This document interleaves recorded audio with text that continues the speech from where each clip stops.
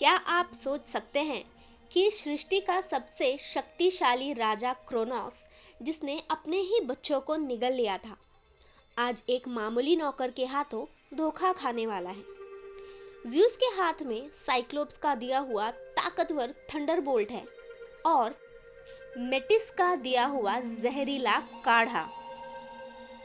आज mount Olympus की दीवारों के पीछे एक ऐसा ब्लास्ट होने वाला है जो सदियों से कैद देवताओं को आज़ाद कर देगा और ब्रह्मांड के इतिहास की सबसे भयानक जंग को जन्म देगा।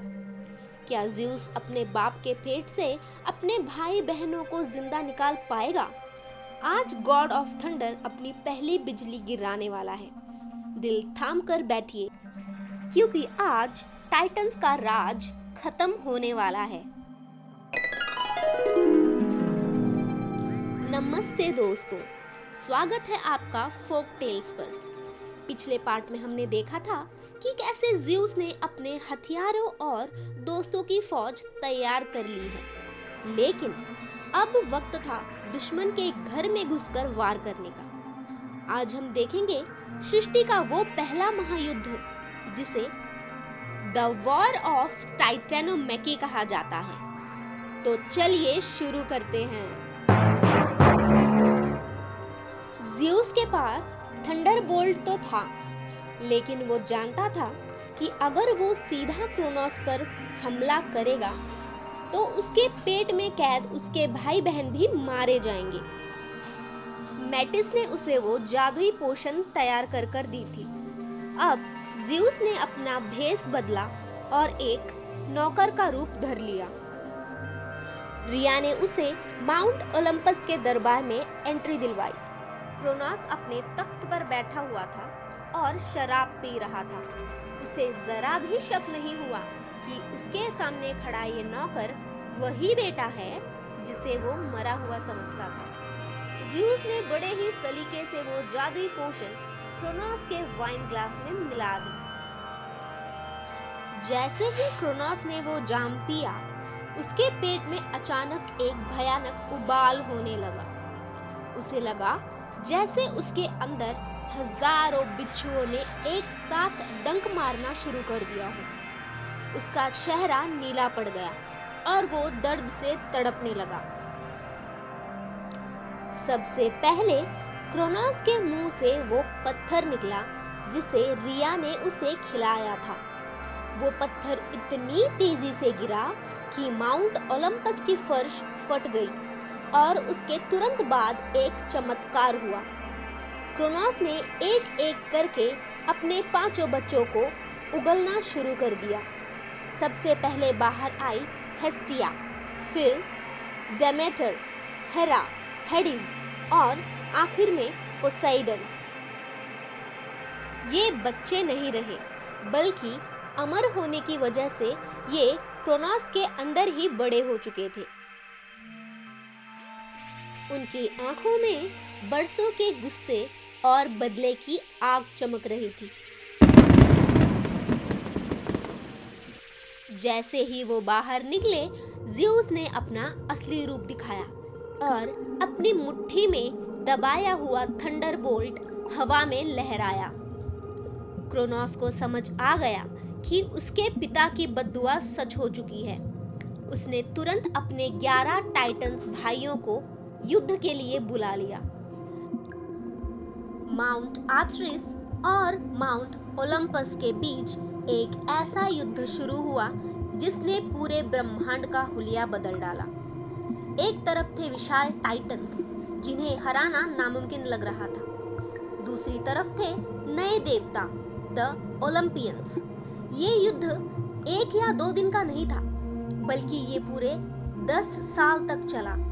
धरती फट रही थी, समंदर उबल रहे थे। हर बार जब ज़्यूस अपनी बिजली गिराता, तब आसमान का एक हिस्सा राख हो जाता। पोसाइडन ने अपना त्रिशूल जमीन पर दे मारा, जिसने पूरे कॉन्टिनेंट्स को हिला डाला। हेडिस ने अपनी हेल्म ऑफ डार्कनेस पहनकर टाइटंस के सारे हथियार चुरा लिए, लेकिन टाइटंस हार नहीं मान रहे थे। वो विशाल पहाड़ों को उठा उठा कर देवताओं पर फेंक रहे थे। युद्ध अभी भी बराबरी पर था। तब ज़्यूस ने अपने मास्टर स्ट्रोक का इस्तेमाल किया। उसने टार्टरस से आजाद किए हुए उन हेकाटोंक्रसिस को युद्ध के मैदान पर उतार दिया।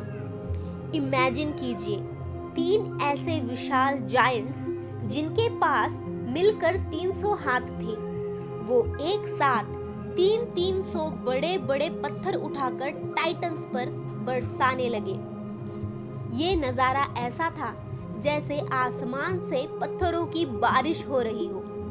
टाइटन्स इस हमले से संभल नहीं पाए। उनका घमंड चूर चूर होने लगा। ज़्यूस ने देखा कि टाइटन्स अब कमजोर पड़ रहे हैं। उसने अपनी पूरी शक्ति इस्तेमाल की और ब्रह्मांड की सबसे भयानक बिजली क्रोनोस और उसकी फौज पर गिरा दी। एक ऐसा धमाका हुआ जिसने अंधेरे को भी रोशन कर दिया। टाइटन्स ढेर हो गए। ओलंपियंस ने उन्हें लोहे की ऐसी जंजीरों में जकड़ लिया जिन्हें वो कभी नहीं तोड़ सकते थे। ज़्यूस ने हुक्म दिया कि इन टाइटन्स को टार्टरस की सबसे गहरी और अंधेरी खाई में डाल दिया जाए।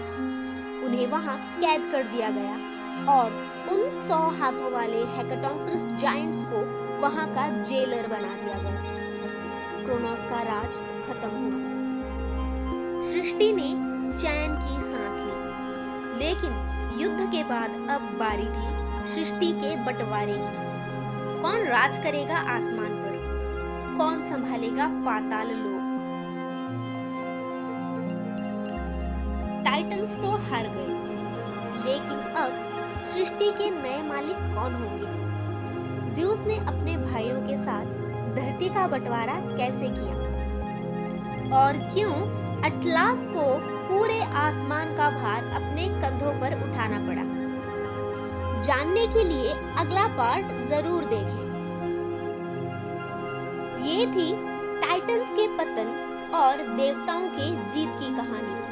अगर आपको ज़्यूस का ये मास्टर प्लान और टाइटन्स का ये युद्ध पसंद आया तो फोक टेल्स को सब्सक्राइब करना मत भूलना। लाइक करें और कमेंट में बताएं कि आपके हिसाब से सबसे शक्तिशाली देवता कौन है, ज़्यूस, पोसाइडन या हेडिस।